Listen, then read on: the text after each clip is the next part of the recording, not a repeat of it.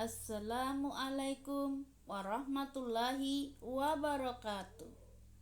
Baiklah anak-anak, hari ini kita belajar tentang ketika kehidupan telah berhenti untuk pelajaran kelas 5 SD.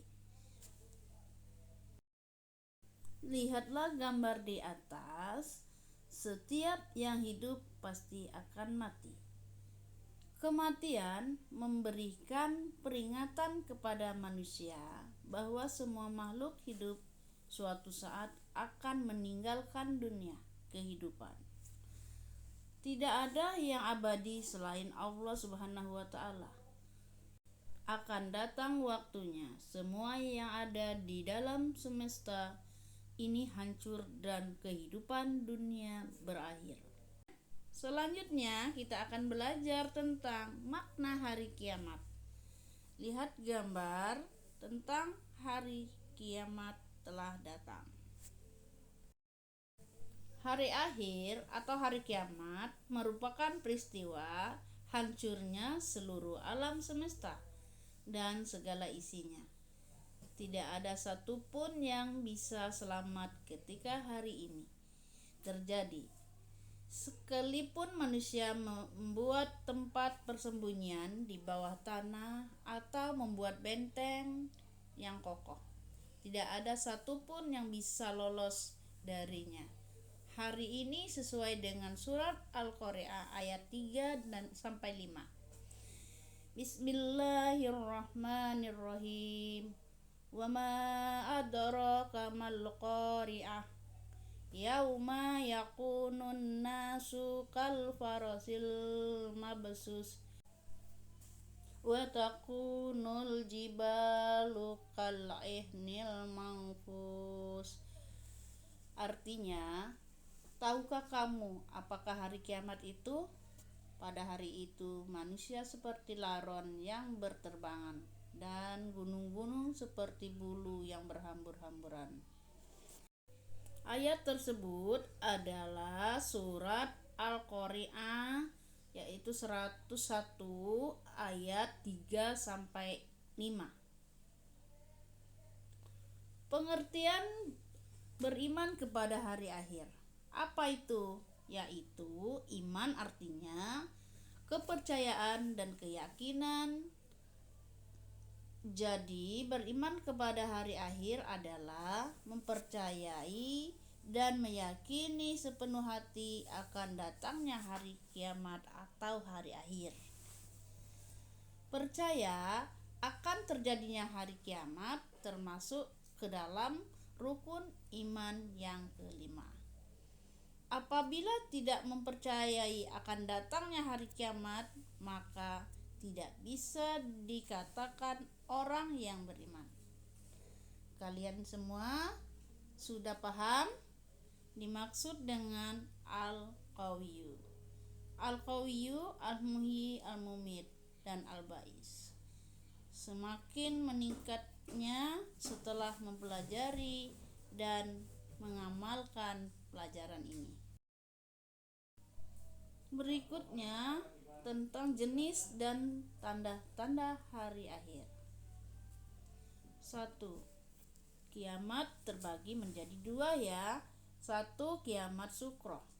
Kiamat sukro artinya kiamat kecil, yaitu berakhirnya kehidupan seseorang atau sebagian makhluk hidup, seperti kematian seseorang dan bencana alam yang terjadi. Kiamat sukro sudah banyak terjadi di sekitar kita. Beberapa contoh kiamat kecil yaitu meninggalnya seseorang, gempa bumi, banjir, kebakaran, tsunami, gunung meletus, dan sebagainya. Hal ini dijelaskan oleh Allah Subhanahu wa Ta'ala di dalam surat Ali Imran ayat 185 yang artinya setiap yang bernyawa akan merasakan mati dan hanya pada hari kiamat sajalah diberikan dengan sempurna balasanmu. Berikutnya B. Kiamat kubro. Kiamat kubro atau kiamat besar adalah hancurnya alam semesta beserta seluruh isinya. Tidak ada makhluk hidup yang tersisa. Semua akan binasa.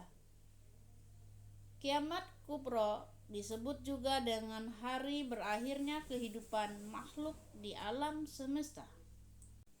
Kiamat kubro ditandai dengan ditiupnya trompet atau sangkakala yang pertama oleh malaikat Israfil. Semua makhluk termasuk iblis akan mengalami kematian setelah mendengarnya. Tanda hari akhir yaitu terbagi menjadi dua.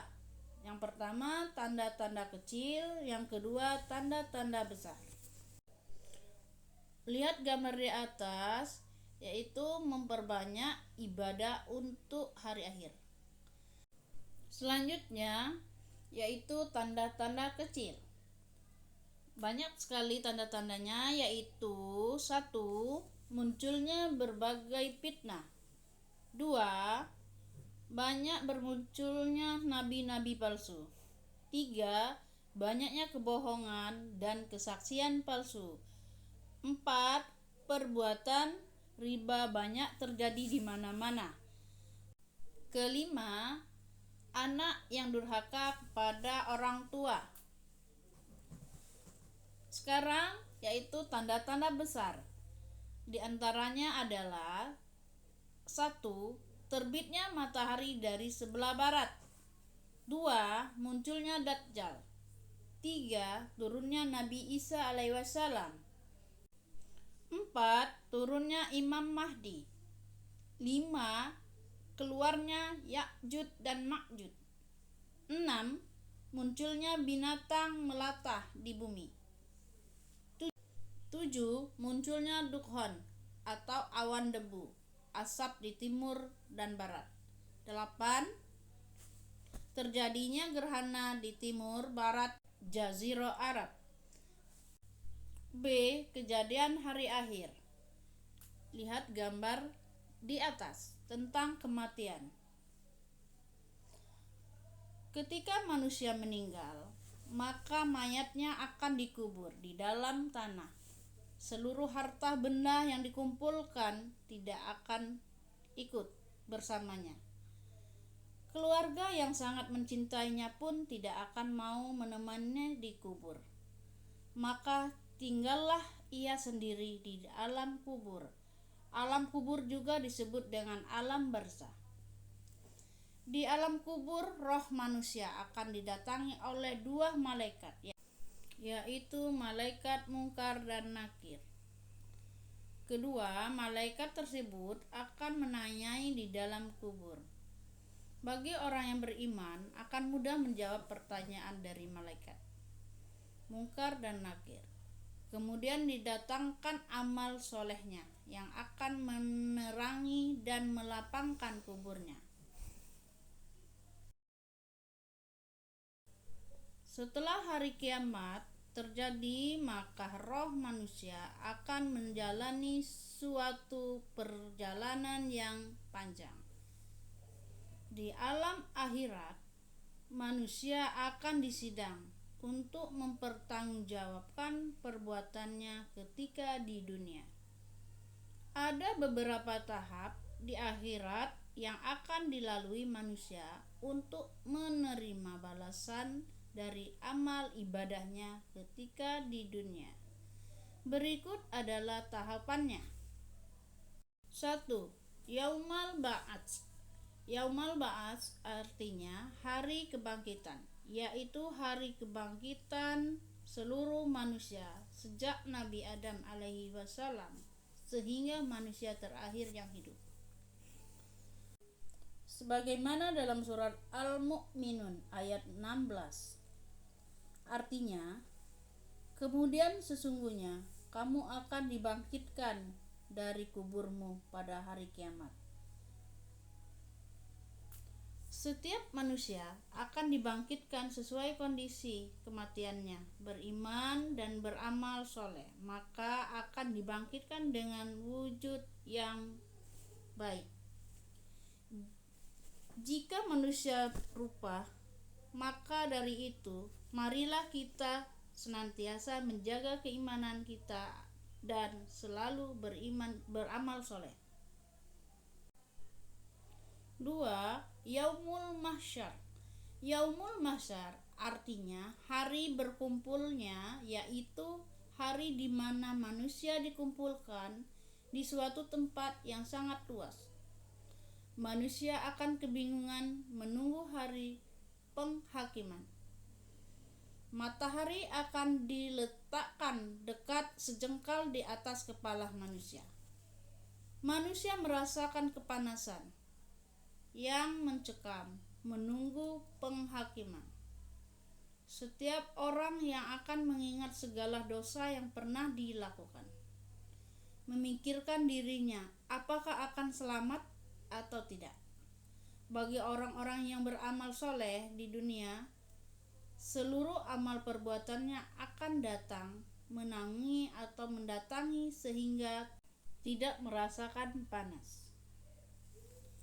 Yang ketiga, yaitu Yaumul Hisab. Yaumul Hisab artinya hari perhitungan, yaitu hari dihitungnya amal perbuatan manusia ketika hidup di dunia. Hari dihisabnya amalan baik dan amalan buruk manusia. Hari itu manusia tidak bisa berdusta atas amal perbuatan yang pernah dilakukan di dunia. Mulut mereka akan terkunci, tangan mereka berbicara dan kaki yang menjadi saksinya. Berikut ini contoh dari gambar di samping. Setiap perbuatan akan ada pertanggungjawabannya. 4. Yaumul Mizan. Yaumul Mizan artinya hari penimbangan, yaitu hari ditimbangnya catatan amal baik dan catatan amal buruk manusia. Semua perbuatan sewaktu di dunia harus dipertanggungjawabkan. Amal yang paling berat ditimbang di dalam mizan kebaikan, yaitu akhlak yang baik. Akhlak terpuji memiliki kedudukan yang besar dan kehidupan manusia. Maka sangat pentinglah bagi kita memperhatikan akhlak dalam hidup sehari-hari. Akhlak terpuji akan menjadi timbangan amal terberat di akhirat. Lihat gambar di samping, yaitu tentang amal perbuatan akan ditimbang di akhirat. 5. Yaumul Jaza. Yaumul Jaza artinya hari pembalasan, yaitu hari di mana manusia mendapatkan balasan atas perbuatannya ketika di dunia. Perbuatan baik akan mendapat balasan yang baik, dan perbuatan buruk akan mendapat siksaan dari Allah Subhanahu wa Ta'ala. Jika sewaktu di dunia beriman dan melakukan perbuatan baik, maka surga menjadi balasannya. Sedangkan untuk orang yang tidak beriman dan melakukan perbuatan buruk atau dosa, akan mendapat siksaan di neraka. Hal ini dijelaskan di dalam surat Al-Ghafir ayat 17, yang artinya, pada hari ini setiap jiwa diberi balasan sesuai dengan apa yang telah dikerjakannya. Tidak ada yang dirugikan pada hari ini. Sungguh Allah sangat cepat perhitungannya. Surat Al-Ghafir ayat 17. Selanjutnya yaitu hikmah beriman kepada hari akhir. 1. Kalimat tarjih. 2. Hikmah beriman kepada hari akhir. 1. Kalimat tarjih adalah seseorang mukmin yang melihat kematian dengan dianjurkan mengucapkan kalimat tarjih. Apakah kalimat tarjih itu? Kalimat itu berbunyi adalah Inna lillahi wa inna ilaihi rajiun. Artinya, sesungguhnya kita memiliki Allah dan hanya kepadanya kita kembali. Kalimat di atas yaitu menjelaskan bahwa segala sesuatu milik Allah dan diciptakan oleh Allah Subhanahu wa taala, dan semua milik dan ciptaannya suatu saat akan kembali kepada penciptanya. Kalimat tarji ini sebaiknya diucapkan ketika mendengar musibah dan bencana. Misalnya mendengar ada orang yang meninggal, kecelakaan, terjadi kebakaran, banjir, gempa bumi. Kita hanya bisa berserah diri kepada Allah Subhanahu wa taala atas apa yang terjadi. Dengan keyakinan ini, maka hidup kita akan tenang dan bahagia. Kita ikhlas dan ridho menerima segala ketentuan dari Allah Subhanahu wa taala. Hal ini dijelaskan dalam Al-Qur'an surat Al-Baqarah ayat 156. A'udzubillahi minasyaitonirrajim. Bismillahirrahmanirrahim. Allazina iza asobadahum musibah qalu inna lillahi wa inna ilaihi raji'un. Artinya, yaitu orang-orang yang apabila ditimpa musibah, mereka berkata, Inna lillahi wa inna ilaihi raji'un. Sesungguhnya kami milik Allah dan kepadanya lah kami kembali. Al-Quran ayat 156 Al-Baqarah. Gambar di atas yaitu ketika kita dalam menghadapi musibah, yaitu mengucapkan innalillahi wa inna ilaihi raji'un. Kalimat tarjim merupakan bukti keimanan seseorang kepada Allah dan hari akhir. Berserah diri dan bersyukur kepada Allah atas yang terjadi. Orang beriman jika tertimpa musibah dan mengucapkan kalimat tarjih akan mendapatkan pahala dari Allah Subhanahu wa taala.